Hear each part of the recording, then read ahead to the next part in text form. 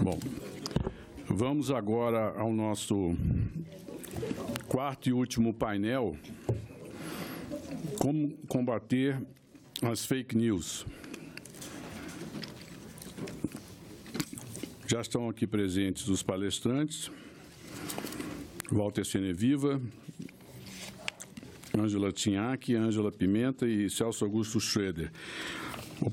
Esse último painel será iniciado pelo Dr. Walter Seneviva, que é advogado, sócio do escritório Vieira Seneviva, professor na Escola Superior da Advocacia da OAB de São Paulo, presidente da Comissão de Liberdade de Imprensa da OAB de São Paulo, foi membro do Conselho de Comunicação Social entre 2011, 2014, 2015 e 2017. Por favor, com a palavra, o Dr. Walter Seneviva. Obrigado, boa tarde a todos. É uma honra poder participar de novo da atividade do Conselho de Comunicação Social, tão importante para o Brasil e para a comunicação. Falarei muito mais rápido do que normalmente eu já falo, tendo em vista a dificuldade logística minha e de todos os palestrantes, pelo que eu peço a sua compreensão. Agradecendo na pessoa do nosso presidente, a quem eu saúdo pela eleição enquanto presidente, doutor Murilo de Aragão, cumprimento a pessoa dele a todos os presentes.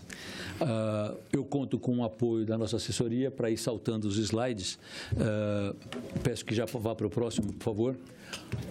Pode pular esse também. Lembrando que pluralismo é um valor muito importante para a Constituição do Brasil, que repercute na política, na educação e, evidentemente, na comunicação. É importante dizer isso no fim do dia, depois de tantos debates e depois de tantas discussões sobre fake news, para fincar uma coisa muito importante. O combate às notícias falsas, o combate ao boato digital, o combate à mentira, como diz a conselheira Maria José Braga, em que se constitui esse neologismo, ou esse anglicismo que é o fake news, não pode se dar com supressão do pluralismo. O pluralismo é imprescindível. O próximo, por favor.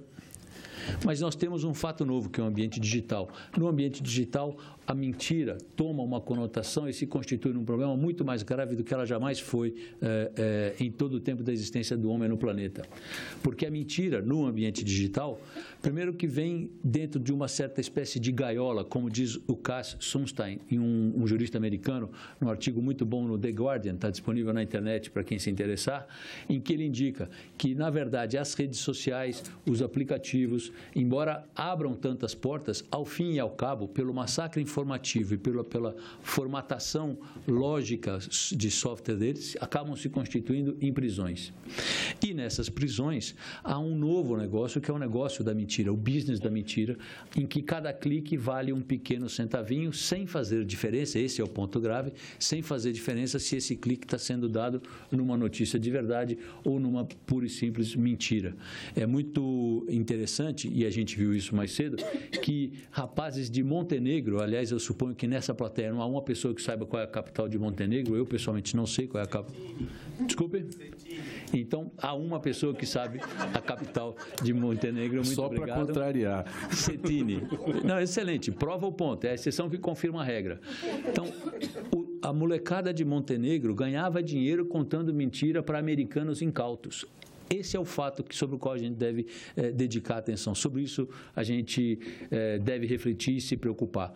Mentir se constitui num business. E é muito importante que nós vejamos, como vimos, representantes do UOL, do R7, contando sobre o cuidado que tem para o exercício da atividade jornalística, por um lado, e por outro, que especialmente os legisladores e os membros do Conselho de Comunicação tenham essa noção de que o business da mentira é um business que coloca a democracia sob risco. Recentemente, por causa do vigor da tecnologia digital e da mídia digital, os Estados Unidos, numa decisão muito polêmica, os termos que uma certa conselheira do FCC americano usou contra essa decisão são gravíssimos, quase mal educados, mas o FCC, a Agência de Comunicação Americana, por causa da mídia digital, eliminou inúmeras barreiras de propriedade cruzada que havia nos Estados Unidos, considerando a existência, então, desse novo ambiente. A Europa, por outro lado, preocupada com o que ela ela já chama de GAFA. GAFA é o Google, Amazon, Facebook e Apple, colocam em risco vários aspectos da mídia plural no âmbito europeu, e os conflitos do GAFA com as autoridades da Europa, seja do ponto de vista fiscal, do ponto de vista concorrencial, do ponto de vista de exercício da liberdade de expressão e do pluralismo, são inúmeros. Esses conflitos são importantes e devem ser, para nós, um tipo de orientação, um ponto de iluminação da reflexão sobre a magnitude que o GAFA tem na vida do ser humano sobre a face do planeta hoje. A China pode ter seu próprio Facebook. O resto do mundo, incluindo a própria Europa e, evidentemente, o Brasil, não tem essa condição. São corporações que têm poderes maiores do que os Estados nacionais, inclusive o Estado Nacional brasileiro. Dizendo isso, o próximo, por favor. Eu proponho, e como disse rapidamente, para 3 públicos diferentes, algumas iniciativas que poderiam ser úteis para assegurar o combate à mentira, o combate ao boato digital, o combate ao fake news. Primeiro, me dirijo aos meus diletos membros do Conselho de Comunicação, mas também aos legisladores. Nós estamos numa casa de leis. É preciso sustentar e fomentar o conhecimento e também o exercício da liberdade de expressão. Pode parecer algo trivial para nós que vivemos isso todo dia. Não é trivial para o cidadão comum. Ele precisa entender por que as pessoas têm direito de dizer mentira. E, no fim das contas, saber o que é mentira ou é verdade é um desafio impossível de ser resolvido. Quando eu ouvia a Bia Barbosa comentando sobre o conceito de verdade, me lembrei do caso da invasão do Iraque. Era verdade que tinha armas químicas no Iraque? Não. E quem noticiou que não tinha? Deveria ser processado como mentiroso? Qual é a mentira, no fim das contas? Portanto, a distinção entre verdade e mentira é muitas vezes muito tênue, e é bom que seja assim, e toca a nós, que somos profissionais da comunicação, disseminar entre os cidadãos a importância da liberdade de expressão, mesmo que é o custo de conviver com coisas com as quais a gente não concorda ou coisas até que a gente considera verdadeiramente mentirosas. Um segundo aspecto que me parece muito importante, muito desafiador de propor, porque no fim das contas a gente vê, e o caso de Montenegro está aí para provar, os Estados nacionais não têm esse poder, mas nós, enquanto Estado Nacional Brasileiro, temos que saber, nós somos um país, e quem tem audiência nesse país e quem fatura dinheiro dos cidadãos desse país tem que se submeter à jurisdição desse país. Eu saúdo as falas do Márcio Novaes, do Antonic, em relação ao fato de que existe uma miríade enorme e muito relevante de empresas e de estabelecimentos não empresariais que atuam no Brasil, com patrimônio no Brasil, sob as leis brasileiras, pagando impostos para o Brasil. Não é possível que essas entidades tenham que conviver com outras entidades, os integrantes do GAFA, como se diz lá na Europa, que não pagam impostos e que não têm patrimônio e não se submetem à nossa jurisdição.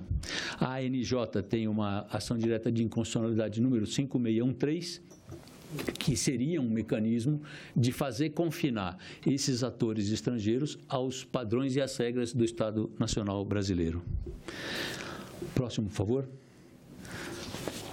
E os veículos de comunicação, o que eles deveriam fazer? Eu, como consumidor dos veículos de comunicação, tenho muitas críticas ao que eles fazem. Percebo as redações esvaziadas, diminuídas, repletas de estagiários.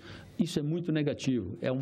Eu entendo, como um consumidor de notícias, que os meus fornecedores, os veículos da grande imprensa, estão trabalhando na direção errada ao diminuir as suas redações, embora eu entenda a necessidade da rentabilidade. Discutimos isso no Conselho de Comunicação, quando o conselheiro Davi Emerick distribuiu para nós todos uma manifestação do presidente Barack Obama, no fim do seu mandato, justo se queixando disso, do encolhimento das redações, que implica numa incapacidade ou numa diminuição da capacidade de investigação e informação dos veículos.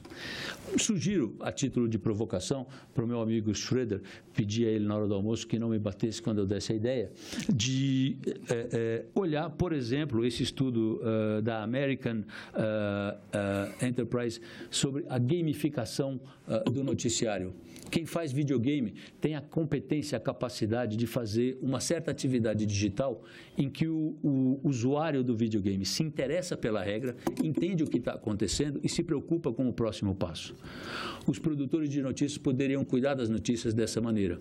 Ao invés de nos chocar, nos agredir com manchetes pessimistas e escandalosas dizendo Deus do céu, isso é o fim, Deus do céu, isso é o fim, Deus do céu, isso é o fim, como acontece conosco todos os dias com as manchetes que nós recebemos, eles deveriam pensar de uma maneira gamificada, como eu estou propondo aqui, dizendo, puxa, hoje aconteceu tal coisa, veremos o próximo passo. Qual é o desdobramento?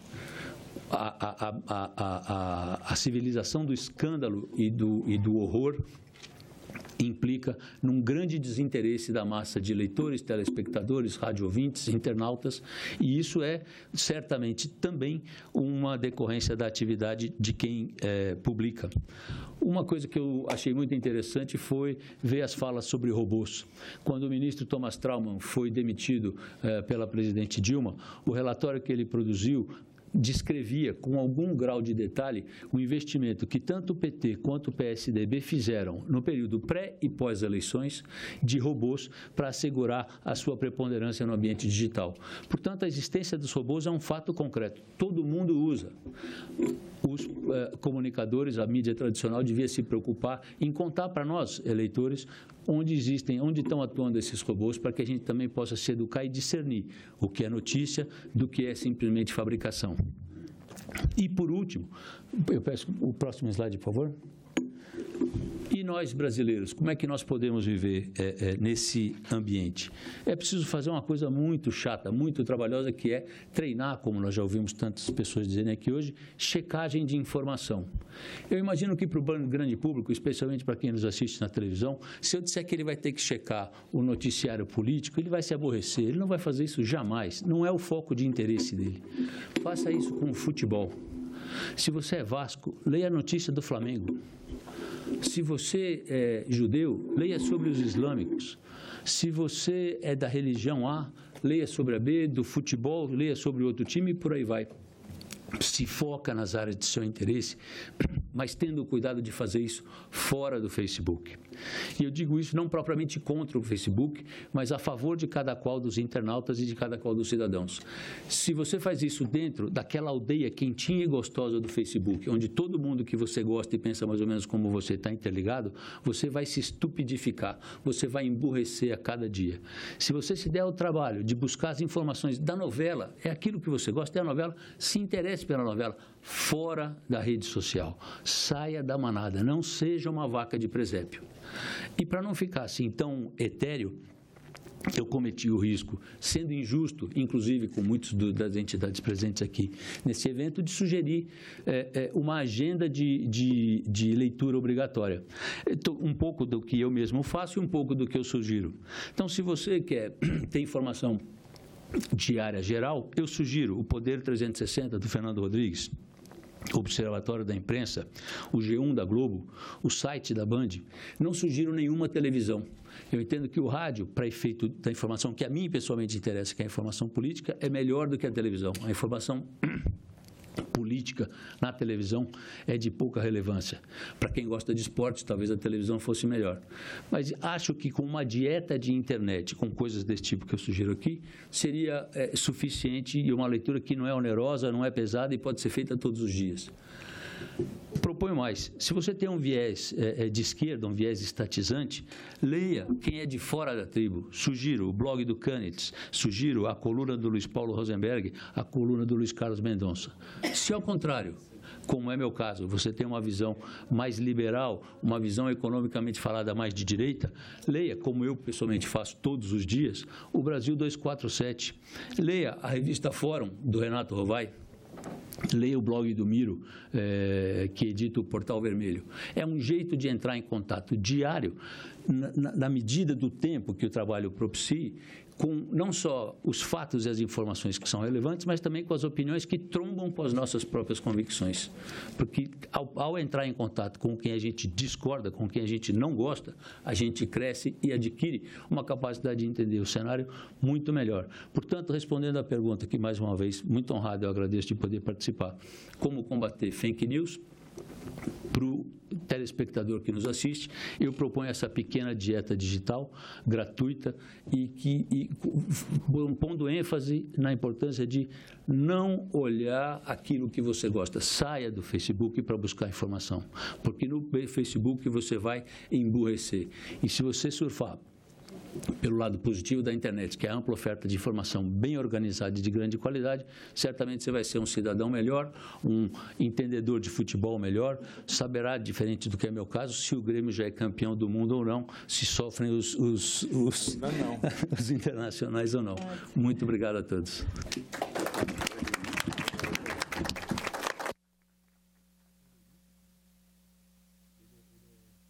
Não, eu sou brasileiro. Está sacando sua. Bom, vamos ouvir agora Ângela Pimenta, do Projor. Por favor, sem mais delongas. Pode sim. Queria também agradecer aí o convite do Conselho de Comunicação, presidente Murilo de Aragão, a conselheira Patrícia Blanco, e queria pedir o Edilson, eu inverti um pouquinho. Coloca, por favor, aquele site que eu te pedi. Isso aqui, gente, nós estamos lançando ainda, estamos fazendo os últimos ajustes. Eu sou do tempo da coleção Primeiros Passos, da editora Brasiliense. E no Projor, principalmente com o meu coautor, o professor Francisco Belda, da Unesp, a gente achou que estava na hora de definir os conceitos por trás de credibilidade, aquilo que evoca, que merece, e a atual crise da credibilidade. Então, se você puder, Edilson, rolar um pouquinho, a gente vai verdade, mentira, fato, pós-verdade. E aqui eu queria só nessa página dizer o seguinte: nós advogamos o não uso da expressão pós-verdade, justamente porque verdade tem uma carga metafísica muito forte. Num país polarizado como o nosso, nós precisamos de consensos mínimos, fatos. Aquilo a que Hannah Arendt se referia. São os fatos que os jornalistas apuram, idealmente, de forma exaustiva, que vão nutrir as notícias e, a partir delas, as análises e as opiniões. São os fatos que alimentam o debate democrático. E é por isso que nós também rejeitamos o termo fake news, porque ele é impreciso e porque maus atores, sobretudo maus políticos, estão usando esse termo para atacar a imprensa, no seu dever de, enfim, de informar, né, o direito de saber do cidadão. Então, eu queria que você agora fosse para outra aba. Aqui, gente, nós traduzimos com a autoria. Desce um pouquinho, por favor, Edilson. Esse aqui, ó, esse mapa vermelho e azul, isso é um grafo. Eu aprendi faz 10 dias que um grafo é um gráfico especial que ele mostra a relação entre dois indicadores, entre dois campos de força. Está aqui o retrato da nossa polarização, da baixaria, isso é medido pelo cientista político Pablo Otelado, da USP. Isso é no Facebook, e ele mostra como as pessoas elas estão nesses dois polos. E elas agem, segundo ele, como soldados combatentes, formigas a serviço da desinformação. E por que elas fazem isso? E esse é um outro conceito que está explicado no nosso manual. Porque todos nós, é uma coisa que está no córtex de todo mundo, do porteiro ao presidente. Todos nós temos uma coisa que agora os cientistas, sobretudo os psicólogos, chamam de viés de confirmação. O que é isso?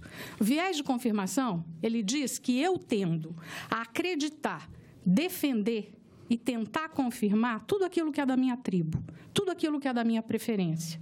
De certa maneira, o Walter se referiu a isso quando ele disse: se você gosta do X, corra para o Y, morra de raiva. E é isso que faz a diversidade, o debate, a pluralidade que uma sociedade, sobretudo uma sociedade feita a nossa, uma democracia jovem, iníqua, desigual, vibrante, bacana, mas cheia de problemas, a nossa sociedade ela precisa de um jornalismo que nós defendemos, obedeça o que agora eu queria que você passasse para a nossa apresentação. Em grande medida, esse jornalismo já faz isso.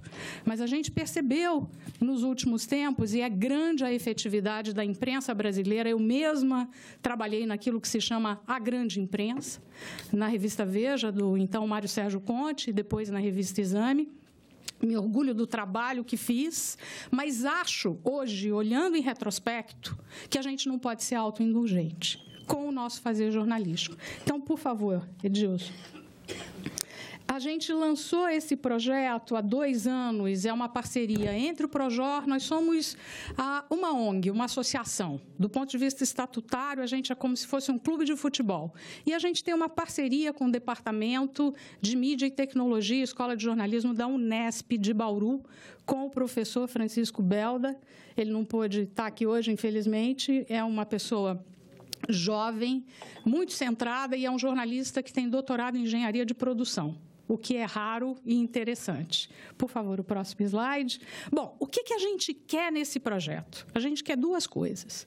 A primeira é tentar entender o que acontece quando a notícia sai ou da página impressa do jornal ou do site da Folha, do Estadão ou da Pública e ela migra para a timeline. O que acontece? Muitas coisas acontecem aí, na questão da atenção, da mistura com publicidade, do curtir, tudo isso também já está sendo mapeado. Que forma de prazer esse que a gente tem de julgar? Eu curto, eu desgosto, isso é de fato viciante. Então, o que acontece com a notícia nos interessa de perto, quando ela vai para as plataformas, para as mídias sociais. A outra coisa que nos interessa, nós queremos ser muito pragmáticos, é desenvolver maneiras de sinalizar para o leitor qualificado, que ele está diante de uma informação bem apurada, de um veículo que merece respeito. Porque tudo isso agora ficou muito misturado, e é para isso que serve o nosso projeto. Por favor, Edilson. Quem é que está conosco? Nós acabamos de sair, eu estou até um pouco afônica hoje, me perdoe, porque no sábado a gente teve um dia muito intenso com esses veículos, e a gente quer que eles sejam cada vez mais diversos do ponto de vista, inclusive, de missão, de ideologia. O que a gente está interessado é o cumprimento do protocolo jornalístico. Então, a gente tem as agências de checagem, tem o Povo, que é um jornal sensacional lá do Ceará, tem uma ombudswoman, tem um conselho de leitores, 2 jornais do interior de São Paulo, Jornal de Jundiaí, Jornal da Cidade, Nexo, Nova Escola, Folha, Globo, Estadão, o UOL, Zero Hora, a Brage, está aí o Guilherme, que foi, desde o começo, nos ajudou a mostrar para a Brage que era importante que eles também viessem a bordo. As agências, aos fatos, a Lupa, enfim, a gente deve ter mais gente entrando. Hoje são, então, 15 veículos jornalísticos e mais a Abrage. Por favor, o próximo. Isso aqui foi o lançamento recente. Essa é a minha chefe, a americana Sally Lerman. Ela é uma jornalista californiana, muito premiada, sobretudo em bioética. Foi ela que desenvolveu esse método. E a maneira como, de certa forma, eu olho para isso é o seguinte. Vocês lembram do remédio lá da AIDS, que foi uma briga para o Brasil quebrar aquela patente e trazer? Isso aqui nos foi ofertado graciosamente, esse método. Isso é tecnologia social na veia. E a gente aceita de bom grado, é também um processo em consolidação. E o que ela está comparando aqui é a notícia com um alimento. As pessoas têm o direito de saber o que vai dentro dessa salsicha, para usar uma expressão antiga. O próximo, por favor. Eu não vou passar esse vídeo, essa apresentação vai ficar disponível por causa do tempo, mostra para um público amplo qual é o método. Por favor, Edilson. E aqui está a citação a gente. Nós somos o único capítulo brasileiro de fora dos Estados Unidos. Lá eles congregam mais de 75 organizações. O próximo slide, por favor. Aqui está o sistema de indicadores consolidados. A gente acha o seguinte, se você fosse pegar uma tabela periódica da notícia, ela, se fosse a melhor notícia, a melhor análise, ela obedeceria a esses 8 critérios. Isso foi desenvolvido por gente como Matthew Barron, do Washington Post, editores da Economist, BBC, American Press Institute, Condé Nast, The New York Times, é a nata, e também o El Universal. E a gente achou o seguinte: nós somos uma democracia que tem essa crise de credibilidade. Vamos tentar ter tração? Vamos tentar trazer isso e convidar os veículos para ver se eles se engajam, porque a gente acha que é uma tarefa de afirmar a qualidade jornalística, de melhorar os seus padrões. Todo mundo precisa melhorar nesse mundo, para começar dessa que vos fala, e que é um exercício interessante. Então, eu vou passar a cada um. Melhores práticas. Não, por favor, aí. Quais são os seus padrões editoriais? Eles perguntam, quem te financia? Você, por exemplo, isso está... todas as declarações, elas são recomendações. E uma das coisas que está é o seguinte: você coloca a sua missão editorial à frente dos interesses dos seus acionistas? Se você coloca, ponha isso. Você é ativista? Como ativista de direita ou de esquerda, você cumpre o método jornalístico? A mesma coisa para a missão desse veículo e demais compromissos éticos com diversidade de vozes, precisão e correções, entre outros padrões. O próximo. Expertise do autor. As pessoas querem saber quem escreveu, quem produziu, quem filmou, quem reportou, quem são eles, que prêmios têm, que cursos fizeram. Então, vai para a página. O próximo, por favor. Tipo de trabalho. Gente, isso é super simples e necessário. E muito pouca gente faz. Colocar lá em cima da notícia. Isso aqui é notícia, isso aqui é análise, isso aqui é opinião e isso aqui é um conteúdo patrocinado. O próximo, por favor. Citações e referências. Isso aqui é complicado e precisa ser levado com muito mais seriedade, inclusive em função do novo tempo, que é a internet. O que você linka, como você se refere, como você trata material de terceiros, se parece um pouco com metodologia científica. E tem a ver também com os disclaimers que a gente vê em Bolsa de Valores. Né? Então, o repórter, ele diria, o que está por trás, o que eu apurei, qual foi a massa de informação que eu acessei para produzir esse conteúdo. O próximo. Métodos, essas são, meio uma continuação daquele anterior, mas para matérias em mais profundidade. Tá?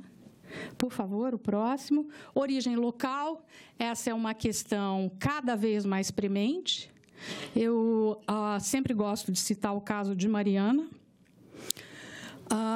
O jornal, Mariana não tem um jornal impresso. Recentemente, o Projor começou a mapear o jornalismo local no Brasil, só um primeiro passo.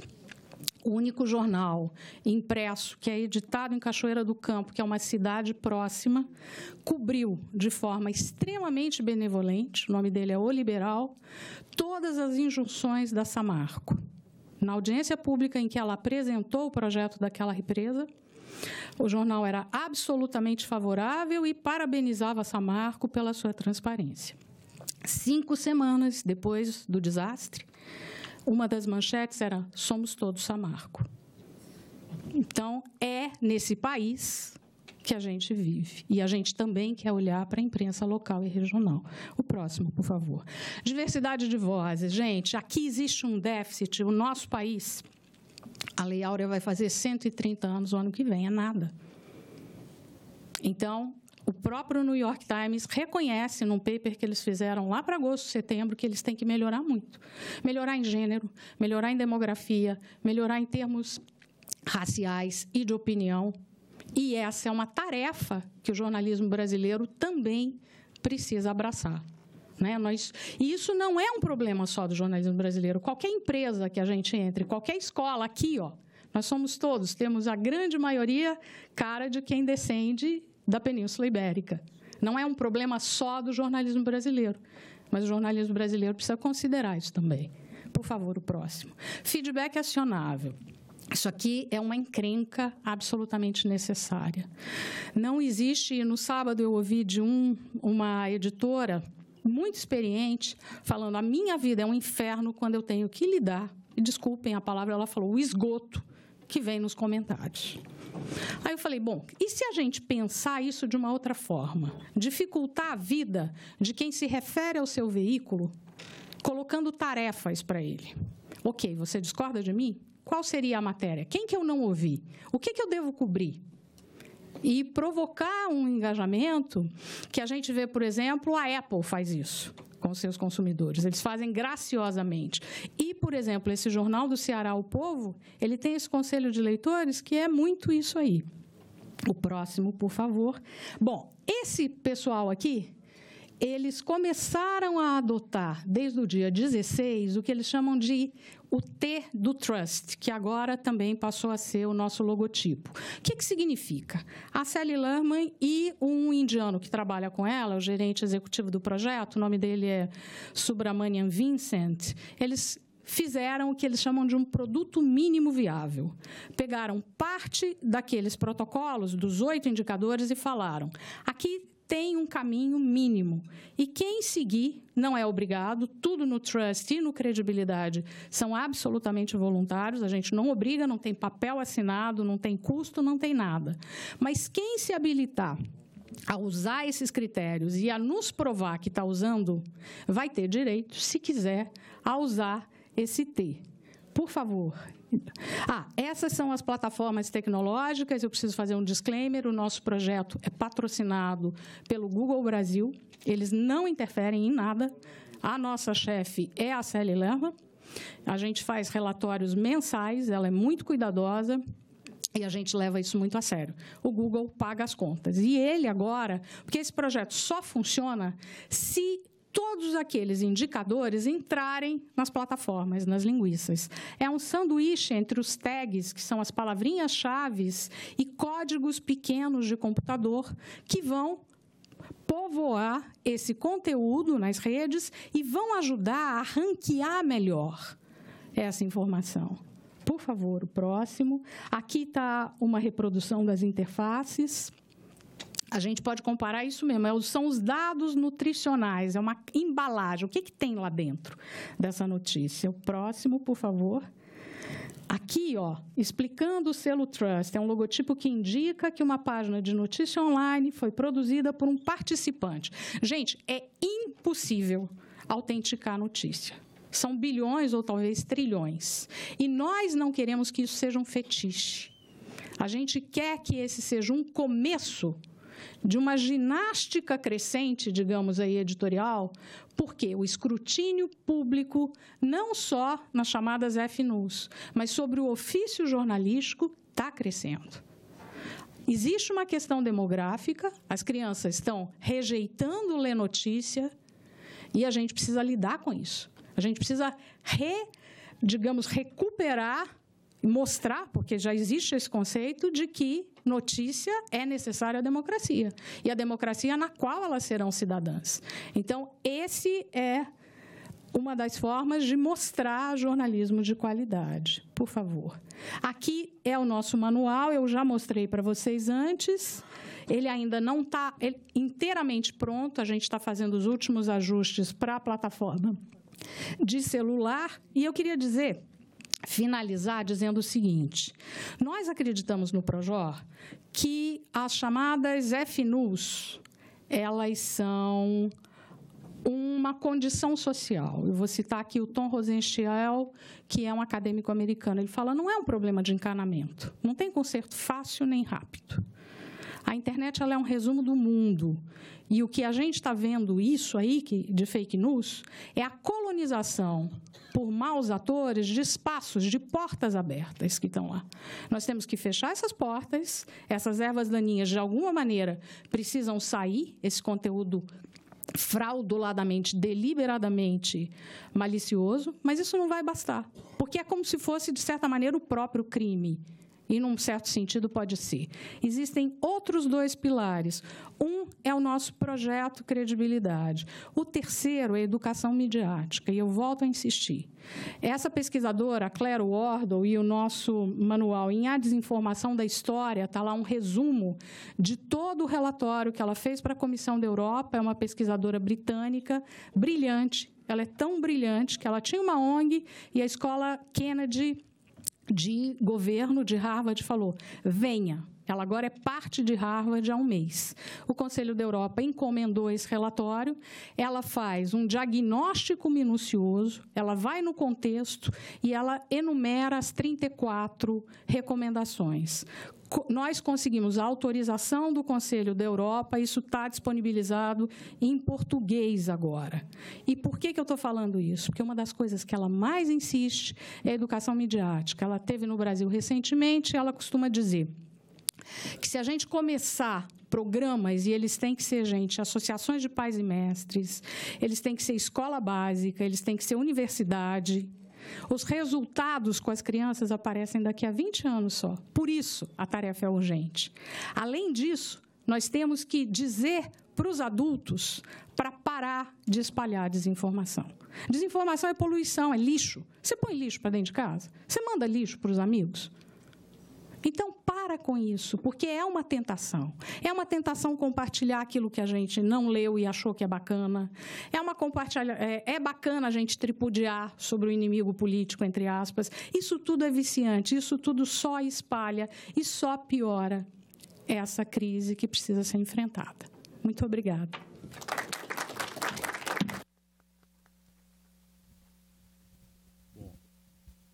Prosseguindo o nosso debate, ouviremos agora Celso Augusto Schroeder, jornalista, professor da PUC, diretor da FENAGE, Federação Nacional de Jornalistas, e membro titular do Conselho, que foi membro titular do Conselho de Comunicação Social do Congresso Nacional. Queria iniciar agradecendo o convite desse conselho, dizer que é um grande prazer voltar aqui agora na condição de palestrante, rever grandes amigos, rever conselheiros que, ao longo dos anos, compartilhamos aqui uma missão de promover o debate sobre comunicação, nesse momento que assume uma nova coordenação, uma nova direção desse Conselho.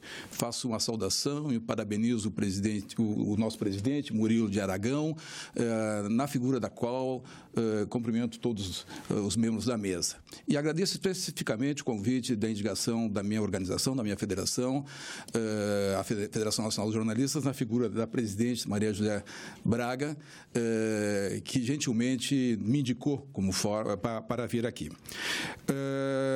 Eu queria iniciar, obviamente, a minha condição de representante de um setor de trabalho, me exige e me permite que eu me coloque aqui com posições que promovam o debate, inclusive conceitual, sobre algumas coisas que nós estamos conversando.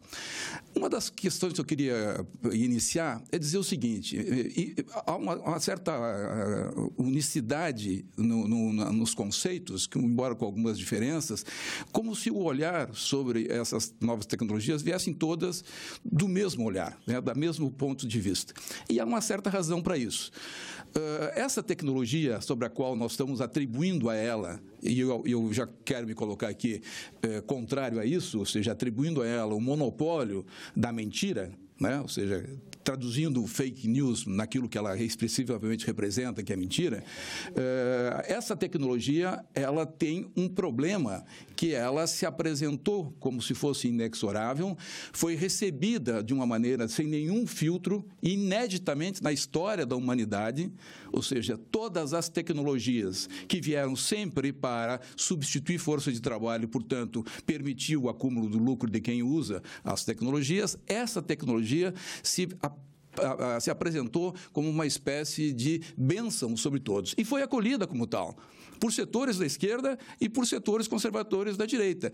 Primeiro, os setores da direita, e aqui eu vou me referir especificamente ao setor econômico que trabalha com comunicação social, que são as empresas de comunicação no Brasil, a acolheram como se fosse uma benesse, ou seja, ignorando ou não se dispondo a olhar com profundidade o que efetivamente representava, né? E setores da esquerda que a enxergaram como se fosse finalmente a democratização efetiva e real e concreta da possibilidade de todo mundo conversar. Qual é o resultado disso? É que essa tecnologia, diferente de todas as tecnologias, inclusive a atômica, que produz primeiro uma bomba atômica para, em seguida, produzir a cura do câncer. Essa tecnologia não foi submetida a nenhum filtro de interesse social, ou pouquíssimos filtros de interesse social. E o resultado é que nós estamos agora nos debatendo com a água batendo no pescoço, porque ela não era neutra. E aqui não estou dizendo que ela defende isto ou aquilo, ou os conteúdos ideológicos que ela tem. Eu estou dizendo aqui que o grande problema dessa tecnologia é que ela implementou a sua lógica de tecnologia.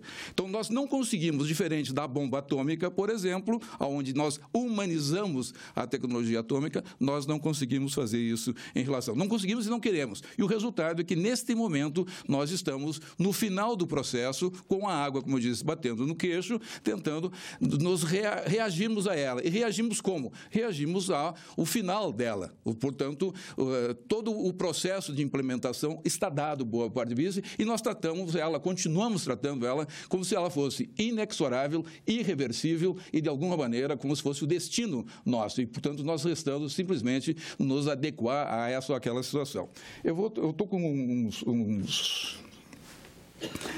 uns slides que foram feitos, obviamente, no PowerPoint, mas que, quando eu trouxe para cá, a tecnologia não leu e, portanto, foi uma solução absolutamente humana, a qual eu quero parabenizar e agradecer os técnicos ali, que fotografaram os slides e transformaram numa segunda-feira o slide. Então, ao contrário de todo o debate que nós fizemos aqui, nós vimos uma tecnologia falhar, né? Ou seja, não conseguiu fazer o iPad, não foi lido pelo computador ali, e, no entanto, a atuação humana sobre o processo permite que a gente, de alguma maneira, consiga ver, e eu espero que vocês consigam ler os slides que eu preparei.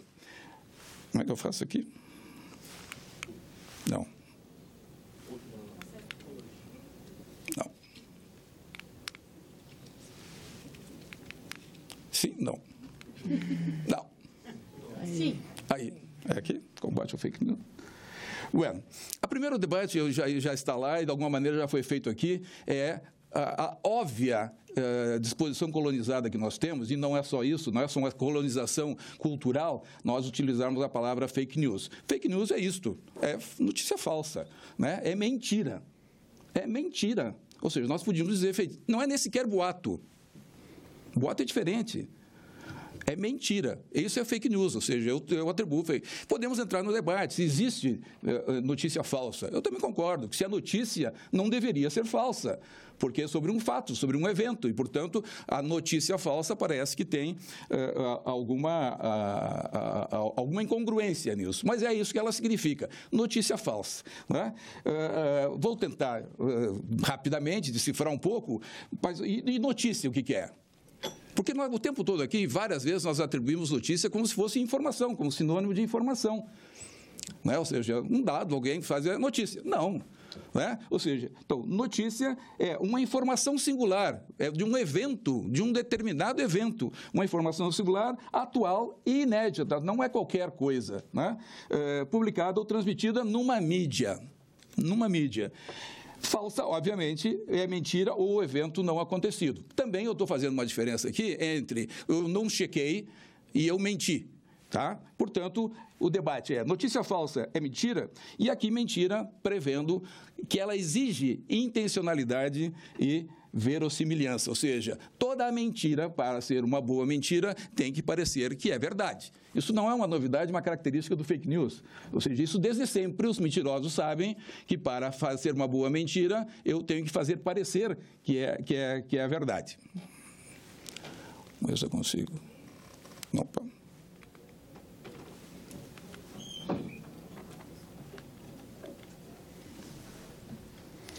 Quem não ser? Aqui eu fiz uma brincadeira, os desenhos são meus, eu sou jornalista, sou cartunista, as caricaturas e alguns cartoons que eu publiquei são meus. Quem não sei aqui é uma expressão, aquele quem não se comunica se trumbica, que é uma frase para lá de clichê do nosso Chacrinha, que é uma certa também clichê comportamental, a ideia de que todo mundo se comunica, e de que nós temos que nos comunicar, e a comunicação passou a ser uma espécie de patrimônio nacional. né? Eu sei. E aqui tem uma diferença, inclusive constitucional, entre comunicação pessoal e comunicação social. O tempo todo aqui nós misturamos essas duas coisas. E quando nós falamos de liberdade de expressão, e inclusive organizações não governamentais utilizam esse preceito da liberdade de expressão, refere-se à liberdade pessoal, portanto, uma expressão liberal. E essa eu garanto, ou seja, as liberdades e a liberdade de expressão pessoal é inviolável. É inviolável desde o final do século XVII, XVIII na Europa e depois nos Estados Unidos, ela sempre foi garantida. Agora, comunicação social, não. Por que comunicação social não? Porque comunicação social pressupõe um mediador. Aqui é uma outra categoria que também não apareceu nos nossos debates. Como se nós atribuíssemos a todo cidadão brasileiro ou do mundo hoje a capacitação de ser mediador. E produz conteúdo e dizemos, ou seja, o tempo todo nós atribuímos a eles e depois não sabemos por que estamos asfixiados. Nós atribuímos a esta audiência, que eram os nossos fregueses, que era a nossa audiência, e que nos ouviam porque acreditávamos em nós, ouviam porque precisavam nos ouvir, porque queriam saber as coisas que nós sabíamos e eles não sabiam. Assim como eu compro pão de quem sabe fazer pão e eu não sei, assim como eu compro cadeira de quem sabe fazer cadeira e eu não sei fazer cadeira, eles compravam, ou seja, o modelo de negócio era atribuído a isso. Quando nós tratamos com o que nós fazemos e o que eles fazem a mesma coisa, obviamente há uma explosão no modelo de negócio e, inclusive, na compreensão dessa população sobre o que ela precisa saber. E pior, quando nós nos mimetizamos a eles, quando nós demitimos as redações, quando nós tiramos os jornalistas de dentro das redações, quando nós reproduzimos sem checar as notícias que chegam de tudo que é lugar, quando nós selecionamos as notícias a partir dos interesses privados que nós representamos, quando nós mentimos. Como foi mentira, por exemplo, a cobertura das eleições em 64, a cobertura da Globo, até reconhecida pela própria Globo, lá no comício das diretas em São Paulo, e que se atribuiu que era... Isso era uma mentira. Quando nós fazemos isso, qual é a expectativa, qual é o prejuízo que nós temos imediatamente? O prejuízo que agora nós estamos debatendo, e por isso estamos aqui, e por isso as empresas, inclusive, estão conosco reagindo. O modelo de negócio foi para o saco, desculpe a expressão. Por quê? Porque alguém está ganhando isso. Quem é que está ganhando? Só quem tem a plataforma. É como se quem ganhasse dinheiro, quando nós fazíamos jornal impresso, quem ganhasse dinheiro era só quem vendia o papel. É isto. Ou quem vendia coisa. No entanto, nós atribuímos, nós construímos esse monstro. Nós construímos essa serpente que está se rodilhando a nós. E continuamos tratando ela como se ela fosse inexorável e como se ela fosse natural. Dizia eu. Então, quem é a mediação? Mediação é o jornalista ou o comunicador. Aqui não estou reafirmando, me aprisionando da atividade, mas é o jornalismo que está em jogo. Portanto, é o jornalista quem produz a informação. Mas o meio. Para ter uma mediação, é preciso o meio e o jornalista. Que pode ser jornal, TV, rádio, internet. Eu botei aqui para brincar tambores, seja lá o que for. Não interessa, portanto, essa espécie de pavor que nós estamos revelando em relação a essa tecnologia, e é um pavor misturado com admiração e sedução ao mesmo tempo, ele é assim porque nós não nos dispomos a enfrentar isso. Não nos dispomos. Quando fizemos o Marco Civil da Internet, e eu tenho dito isso para os companheiros do FNDC, fizemos um Marco Civil da Internet condescendente, imaginando que nós estávamos enfrentando as teles aqui no Brasil, sem nos dar conta que o que estava em jogo efetivamente é o que está dizendo hoje. Quem é que está ganhando? Quem é que ganha dinheiro com esse sistema? 2 players, 3 players no mundo. E isso não foi mexido, porque quem mexe nisso é censura. Dizia um companheiro que estava aqui, é verdade. Como não se mexe? E a China? Aí a China é um problema, porque a China está pensando como é que atribui responsabilidade social e pública sobre essa atividade, que não é um meio de comunicação. E aí eu queria ir adiante, vou ver se eu consigo... Não. Jornalismo. Bem, estou aqui dizendo o seguinte, não sou só eu que disse isso, né? Vou até...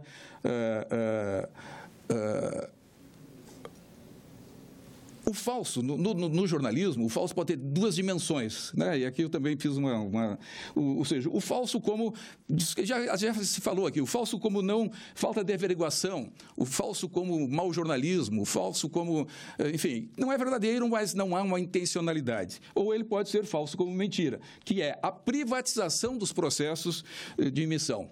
Ou seja, eu privatizo por interesse. Ou, por exemplo, o Jornal Nacional dos últimos 2 anos, constituindo um ambiente de crise no Brasil econômica para desencadear no golpe de 2016, é fake? É fake news? Ou o que é? O que é? Ou não é? Ou era verdadeiro isso? Ou tem a mesma dimensão das armas químicas dos Estados Unidos ou não? A presidenta deposta tinha crime por trás, portanto, o impeachment é impeachment ou é golpe? Eu não vi, como eu não vi, porque eu tinha 11 anos no golpe de 64, eu só ouvi falar a palavra golpe e ditadura em 64, em 73, 74, 75, quando começou a democratização do país. Na imprensa brasileira, eu não vi ainda nenhum grande veículo ou nenhum veículo público dizer que o impeachment da presidenta Dilma, e eu não estou fazendo a defesa da presidenta Dilma, agora, o impeachment de uma presidente sem crime de responsabilidade é um golpe institucional ou não é? E se não é, vamos fazer esse debate, porque a sociedade toda está dizendo que é. Então, nós estamos numa crise no país construído de uma ruptura moral e de sanidade nas relações, ou seja, nos encaminhando por um processo perigosíssimo que nós já conhecemos da história, porque nós não temos coragem de dizer no ambiente que nós temos que conviver, que é aonde se construiu a esfera pública no nível internacional, na história, o jornalismo serviu para isso, serviu para constituir um ambiente de debate aonde se superasse a guerra, os conflitos armados. Neste momento, nós estamos no sentido contrário.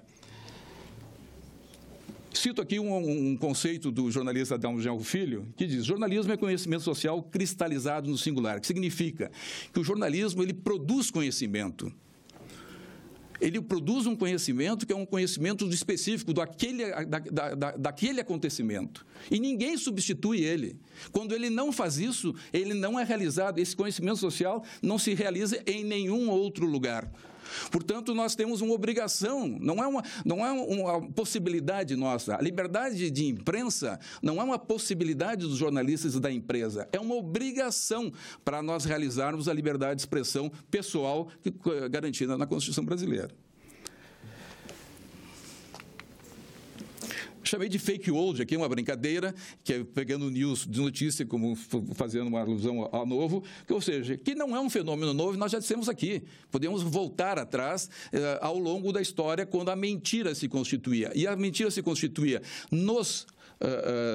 no ambiente social. Bem, quando a mentira se realiza no ambiente social, por exemplo, os boatos e etc., o dano social é quase nenhum. O dano social é esse, alguém disse, era no ônibus lá, nós estávamos e tal. O problema sempre foi, desde sempre, quando a notícia e a mentira se produzem dentro de algum tipo de mídia de comunicação. Mídia, se lembrando, então, mediadores e plataforma mediadora. Tá? Quais são os problemas causados para isso que nós chamamos de fake news? E aí, quando nós chamamos de fake news, nós dizemos, a gente sabe, é mentira e tal, mas aí, quando eu digo fake news, ele, de novo, ele adquire uma outra leitura, uma outra conotação, ele se envolve com uma outra ideologia, porque daí, de novo, nós nos livramos dele e atribuímos a ele uma tecnologia, ou atribuímos a ele aos nossos concorrentes, atribuímos a ele a quem nós estamos disputando e a quem está nos asfixiando. Ok, façamos isso. Os jornalistas estão dispostos, aliás, há anos nós estamos propondo isso. Há anos, quando nós discutimos a digitalização da TV, nós dizíamos, o que vai acontecer é exatamente isso que está acontecendo. Ou seja, ou nós nos preparamos e enfrentamos a desorganização das possibilidades de comunicação a partir dos interesses que nem mais são da elite brasileira. Nem mais são da elite brasileira. E esse é um grande problema.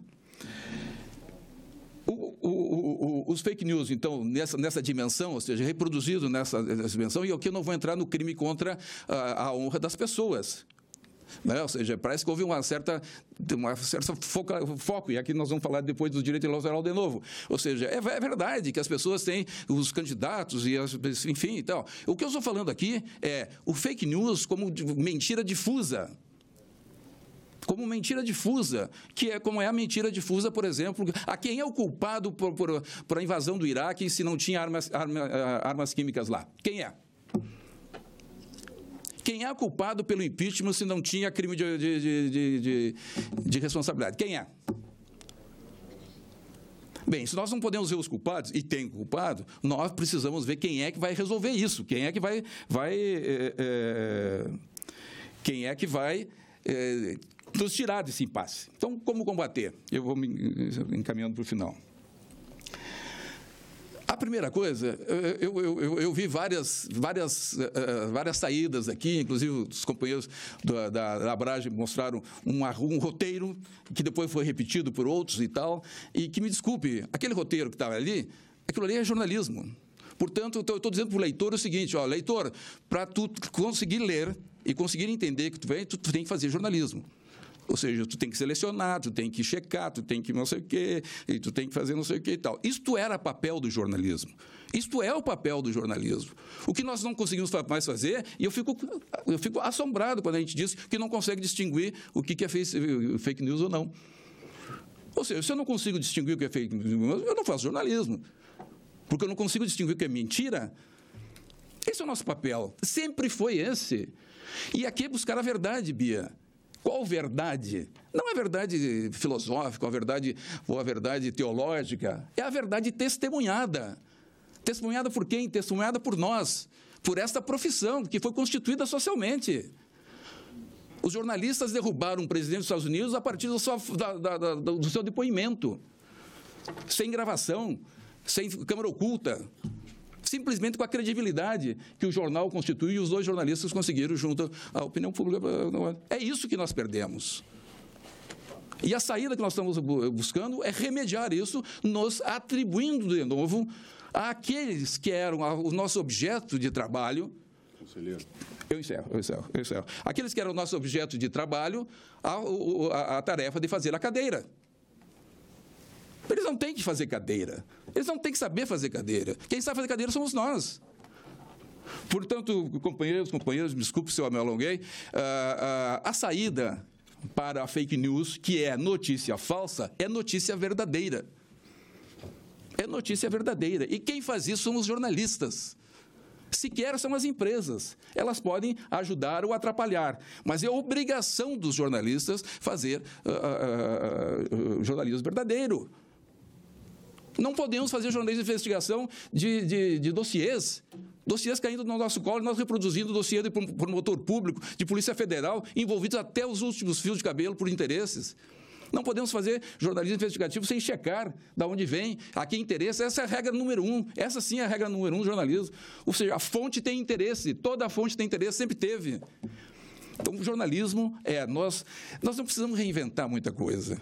Eu tenho dito isso para meus alunos. Ou seja, as bases para o jornalismo continuam as mesmas. O que mudou é a velocidade e a capacidade de armazenamento, que é a tecnologia.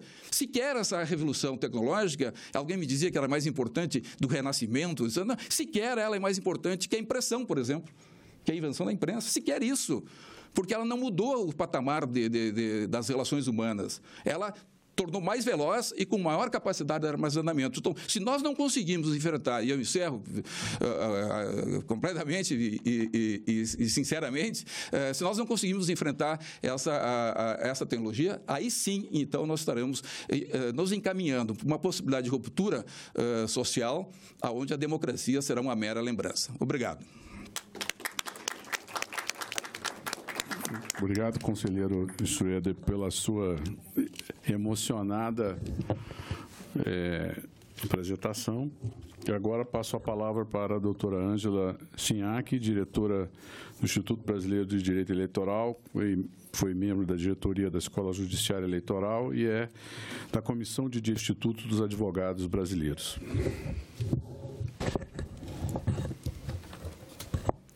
Boa noite a todos. Em primeiro lugar, eu agradeço ao convite formulado pelo Dr. Murilo de Aragão para participar desse evento, brilhante evento. Aprendi demais hoje e continuo com muitas dúvidas, mas aprendi muito. E foi uma honra participar. A última pessoa que falará sou eu, né? Então, vai ser difícil também trazer alguma coisa de novo, porém eu vou me esforçar, e principalmente depois da brilhante exposição do professor Celso, que, na verdade, foi brilhante, eloquente, sincero, e eu concordo com praticamente tudo com o que foi dito por ele. Então, vamos ver o que eu poderei acrescentar aqui. Eu sou do Instituto Brasileiro de Direito Eleitoral, IBRAD, é um instituto da sociedade civil, no qual integram juristas, advogados e até alguns jornalistas, inclusive, que se debruçam sobre o direito eleitoral, sobre democracia, sobre direitos políticos, sobre os direitos do cidadão, sobre eleições e tudo que se refere à democracia. E, assim como outras bandeiras, outros estudos que nós tivemos, que nós fazemos lá, como tudo relacionado, claro, à democracia, direta ou indiretamente, a questão da liberdade de informação, liberdade de manifestação, relacionado às eleições, e aí talvez por isso o doutor Murilo tenha me convidado, porque nós estamos próximos a uma eleição presidencial, e passamos por há 3 anos atrás, uma eleição presidencial muito polarizada, muita competitiva, muita briga, muita polarização, e então acredito que esse também tenha sido o foco, a intenção do Dr. Murilo. E nosso instituto, então, assim, várias matérias são discutidas, relação de participação política da mulher, cotas, racismo, enfim, minorias, tudo para o aprimoramento da democracia no nosso país. E eu vou tentar ser sucinta, farei o possível. O que eu vejo dessa discussão toda que foi trazida hoje, que eu posso sintetizar em tudo que eu vi, fiz questão de assistir todos os painéis para poder compreender um pouco melhor uma matéria que realmente eu não domino. Tenho muitas dúvidas, mas fiquei até feliz porque eu vejo que, na verdade, não sou só eu que tenho dúvidas nessa questão de fake news, como tratar, como lidar, como limitar, como combater, e estamos todos, acho que, no mesmo barco. E o que me parece que eu faço um paralelo com a política e com a crise de representação que nós temos no nosso país. Todo mundo reclama dos nossos representantes, que somos mal representados, que os políticos não nos representam, aquele parlamento, né? Não, aqueles parlamentares não nos representam, porém, fomos nós que colocamos os parlamentares lá. Nós, eleitores, que elegemos quem está lá.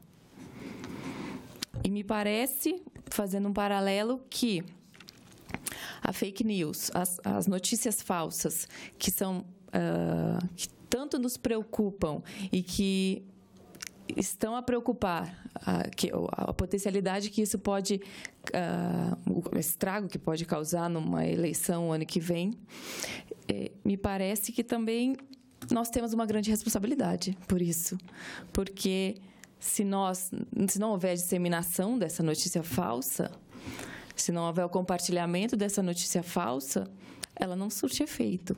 Ela não vai ter o efeito para qual ela foi criada. Então, uma forma de combater que eu, inicialmente, do pouco que eu compreendo, é claro que todos os que falaram aqui entendem muito mais do que eu, mas o que eu posso, meu ponto de vista é a nossa responsabilidade com a disseminação, com a informação, que já foi dito demais aqui, né? E eu vou ser repetitiva, me perdoem, mas então, em relação, eu tenho algumas premissas que eu vou trazer e aí, com base nisso, como combater, que é o painel esse painel final. Em primeiro lugar, o ambiente da internet é um ambiente muito democrático. Eu acho que é salutar, é importante. A internet não é um demônio, não é uma coisa horrorosa. Ela veio para democratizar a informação, e isso é muito importante no nosso país, para todos nós. Os dados que eu pude ver trazidos pelo Manuel Fernandes, da Bytes, sobre as notícias veiculadas no Brasil é imenso, e realmente é difícil pensar em combater as notícias falsas no nosso país, assim como no mundo inteiro. O que nós precisamos fazer é escolher quais as notícias falsas que deverão ser combatidas, porque elas sempre existiram antes da internet e das redes sociais e vão continuar a existir. Não sejamos ingênuos de achar que nós temos o poder de combater tudo e controlar e botar na cadeia, enfim, fazer o que for, porque eu acredito que isso não é possível. Então, a gente teria que controlar, limitar e escolher quais as notícias que realmente devem ser combatidas, controladas, vigiadas, para que não prejudiquem a nossa sociedade. E, no meu entender, sim, somente as notícias falsas que tenham efeitos destruidores de reputação por serem ofendidas, que devem ser combatidas. Todos nós temos o direito de falar, de nos manifestar como nós entendemos. É o nosso direito fundamental, a livre manifestação e expressão. Isso está garantido, é uma garantia nossa da Constituição. E, agora, nós somos responsáveis pelo que nós falamos. Então, e a Constituição também fala em vedado o anonimato. Nós podemos falar.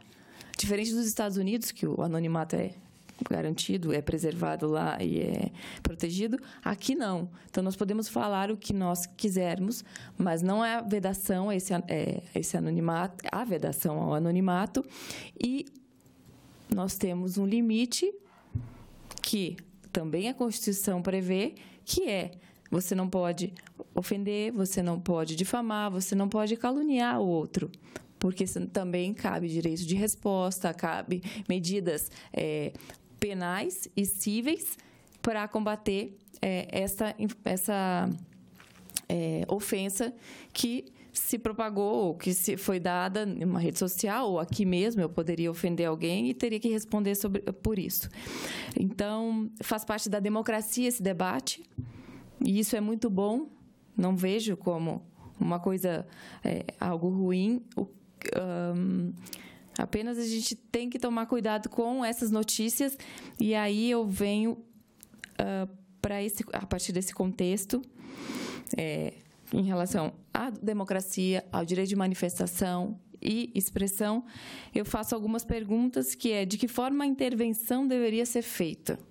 E qual o limite dessa intervenção que deveria existir? Tanto na legislação, uma intervenção preventiva, uma regulação, como uma repressiva por parte do Poder Judiciário, ou até foi veiculado, né, havia um projeto de lei que não foi sancionado pelo Presidente da República, graças a Deus, que, na verdade, havia a possibilidade de retirada do ar de conteúdos.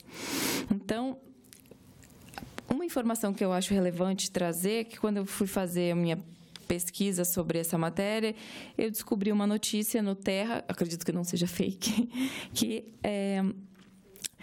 fala que fake news não tem solução.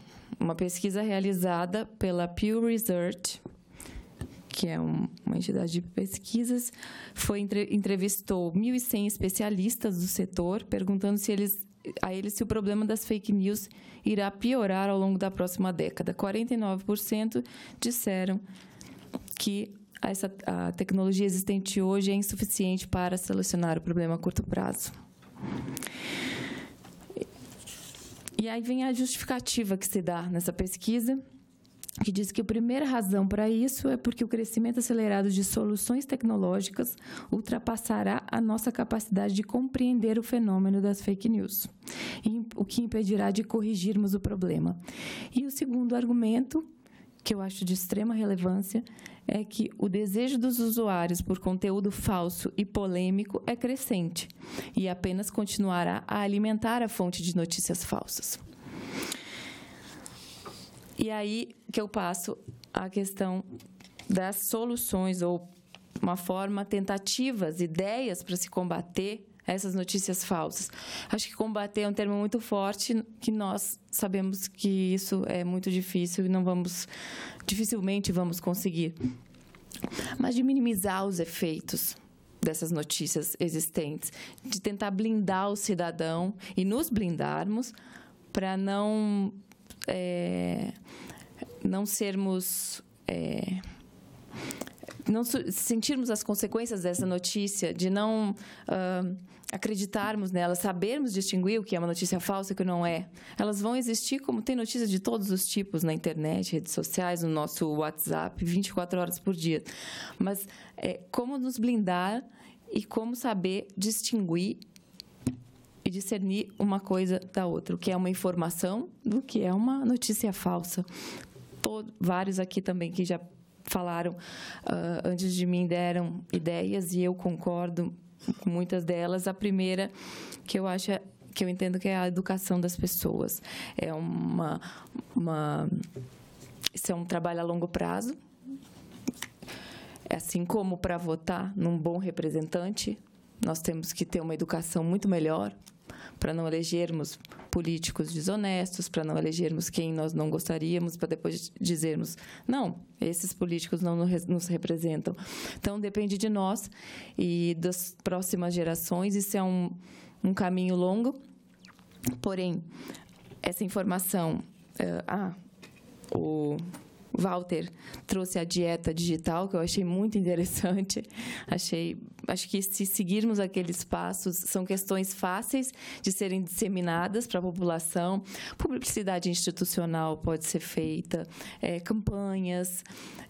Eu ouvi também hoje, acho que foi aqui ou ontem lá no TSE, que a Itália, o Google e não sei se é o Facebook, estão levando para as escolas cartilhas de educação digital para os estudantes, para os adolescentes, para as crianças.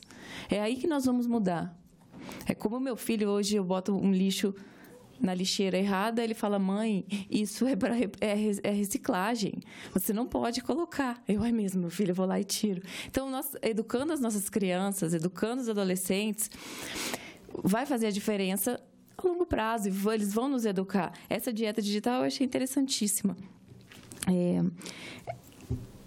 O selo de verificação de dados, me parece que a Ângela, que me antecedeu, disse que não é um selo de verificação, que isso seria muito difícil.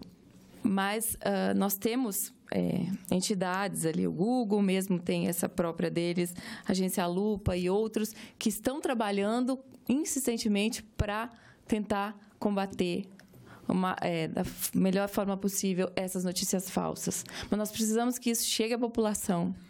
Nós precisamos de políticas que a sociedade civil se envolva, que nós aqui, e eu parabenizo mais uma vez a organização desse evento, porque realmente é contemporâneo e é o que tem que ser debatido dia a dia, mas é levarmos a justiça eleitoral também para o próximo pleito, fazer campanha sobre isso.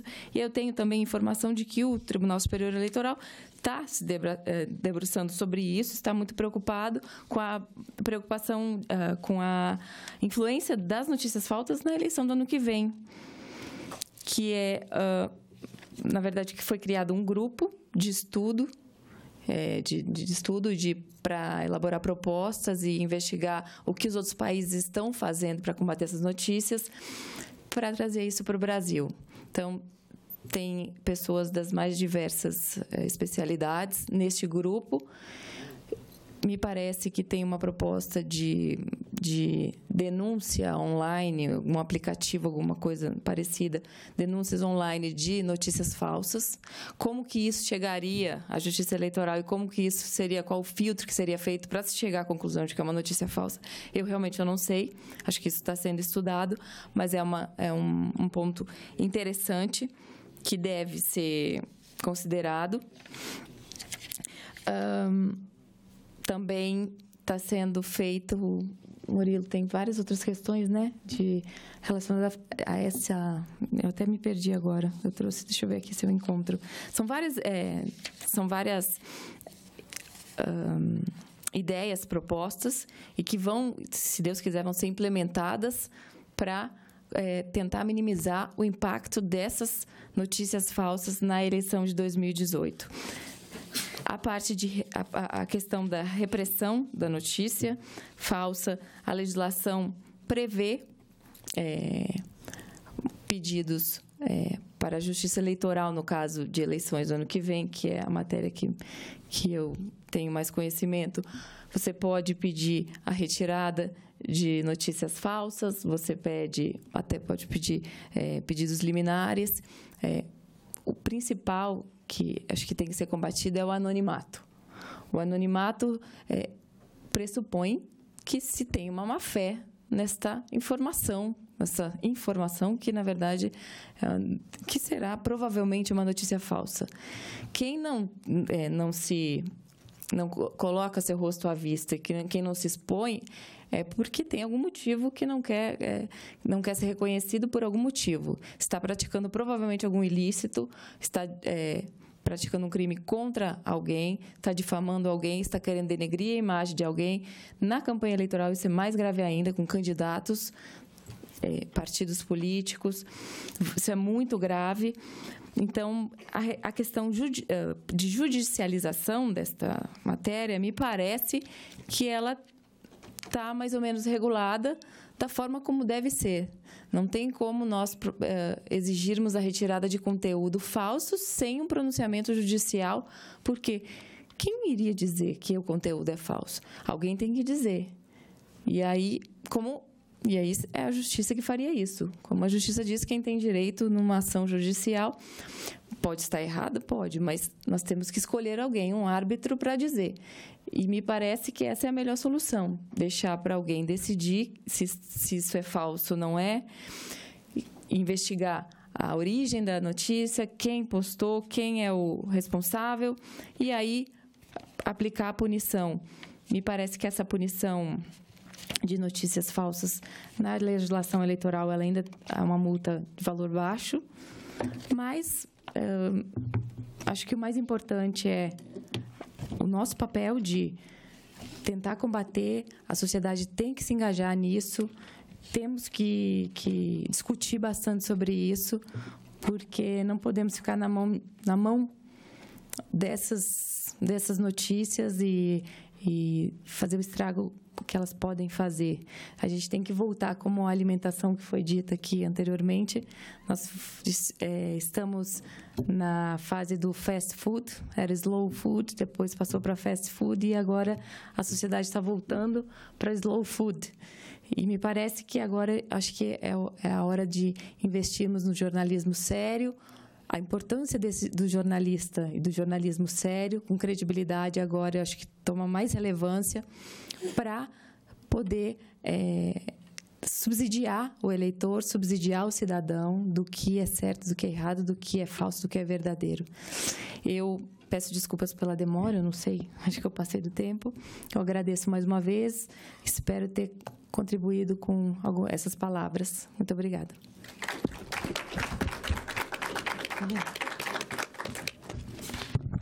Bom, nós vamos imediatamente passar para a fase final. Eu peço a presença do conselheiro Miguel Matos. Agradeço a doutora Ângela pela palestra.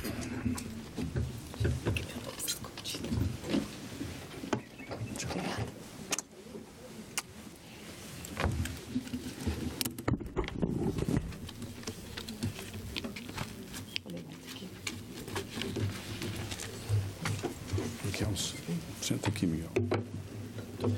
Como a gente já está na coisa, vou ser bem breve aqui, tá? Tá. Acho que a gente não... Só na verdade, é mais uns pontos de destaque. Cara. Eu vou falar um pouquinho também. Tá. Mas aí você manda. Bom, eu fiquei incumbido de fazer um relatório do nosso seminário aqui, mas eu vou fazer um comercialzinho aqui. No site Migalhas, www.migalhas.com.br, tem uma matéria sobre o nosso seminário e tem praticamente um ponto de cada fala. Então, eu não vou repetir aqui, porque todo mundo que está aqui assistiu, então, para não ficar um pouco cansativo. No entanto, eu queria fazer alguns destaques.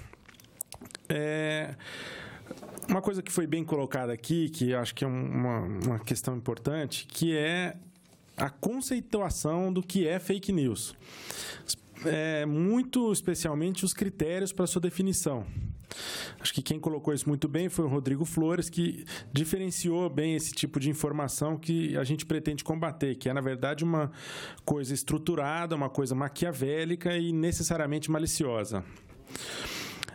Outro ponto que foi bem colocado aqui foi a questão do fortalecimento natural da mídia tradicional, que é quem, na verdade, vai caber garantir a qualidade, a credibilidade e a veracidade das informações, inclusive combatendo o fake news, porque quando a gente encontra um fake news, a gente vai direto na mídia tradicional tentar descobrir se aquilo é verdade, né? Outra coisa que chega uma questão um pouco difícil, mas é o seguinte, foi dito aqui acerca de todos esses players desse processo e a gente precisa definir mais ou menos algumas coisas. Por exemplo, a questão do Facebook é o grande, vamos dizer o seguinte, o grande vilão dessa história, porque ele é, na verdade, um dos maiores meios de propagação da fake news. Então, claro, o Google também tem, por meio de blogs, tá? Agora, nesse minuto, eu estava no STJ, até num julgamento, no primeiro painel aqui da tarde, e o Facebook até era objeto, e o Facebook já tinha retirado do ar até o objeto.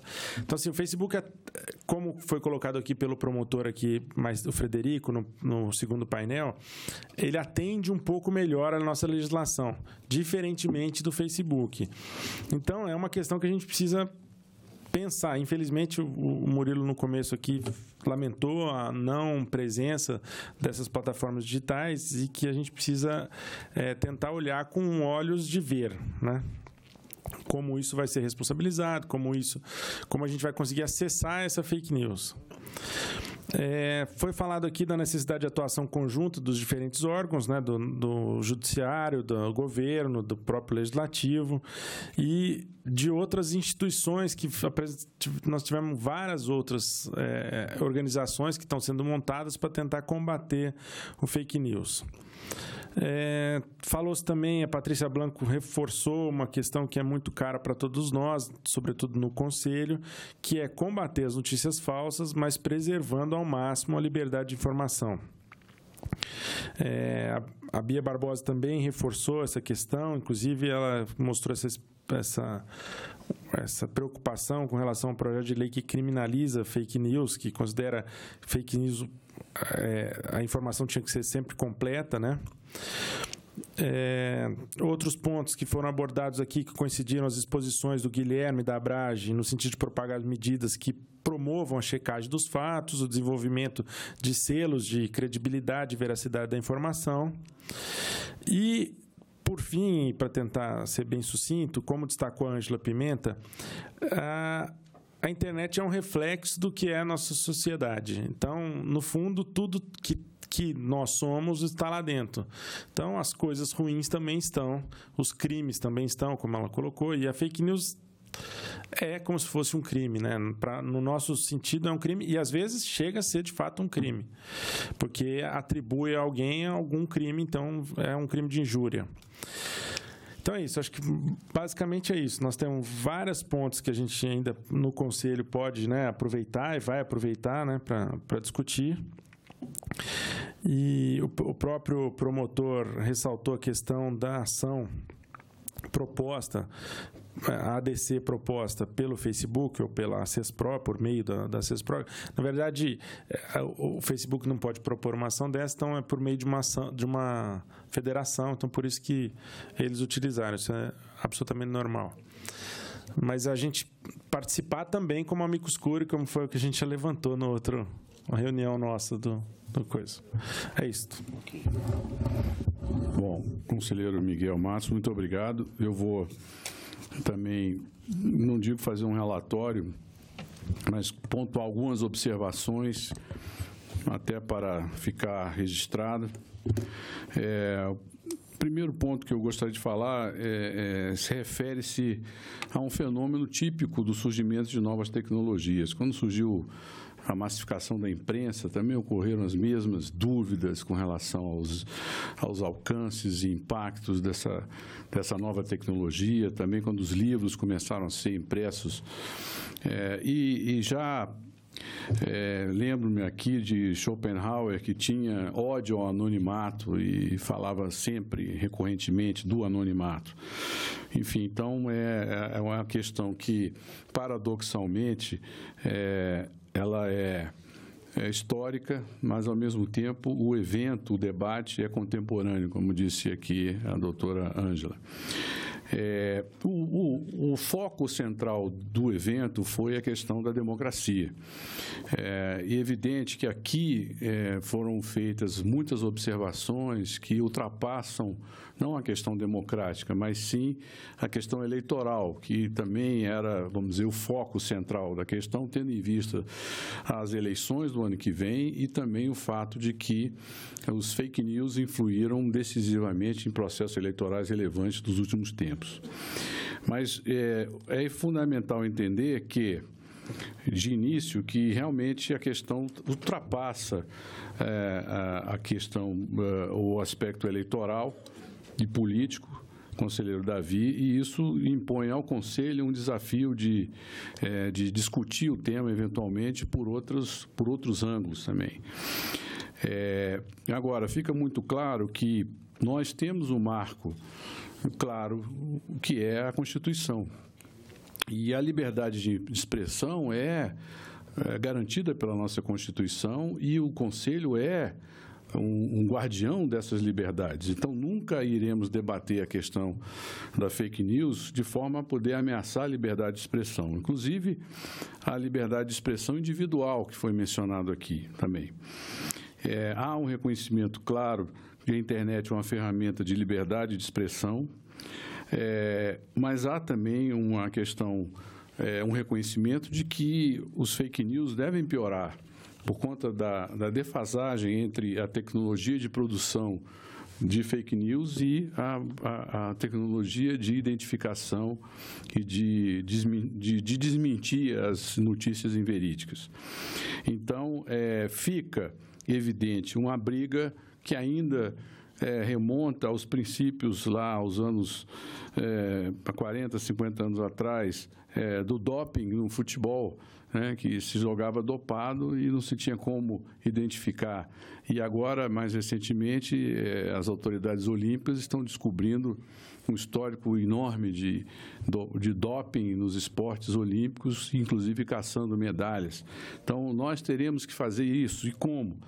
O foco central é na checagem das informações pelo aspecto estrito, mas pelo aspecto amplo, a educação é essencial. E o exemplo aqui, lembrado aqui pela doutora com relação à educação ambiental, é evidente. E também o que foi mencionado pelo conselheiro Schroeder, e não só por ele, é o bom jornalismo. Sim, é o bom jornalismo.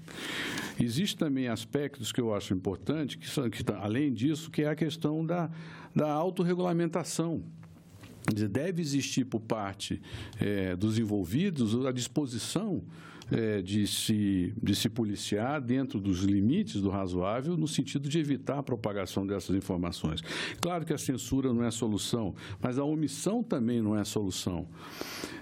Devemos ter uma legislação, seria a pergunta? Eu creio que sim, porque, no fundo, o tema já está criminalizado. O que não está criminalizado é a punição. O fake news já é um crime, já é inconstitucional, já está lá. é vedado o anonimato. Então, uma notícia que não se possa aferir quem é o seu autor, não que seja obrigado a se divulgar a autoria, mas eu digo, aliás, até lembro, durante muitos anos, os jornalistas lutaram intensamente para poder assinar suas matérias. Lembra disso, conselheiro Davi?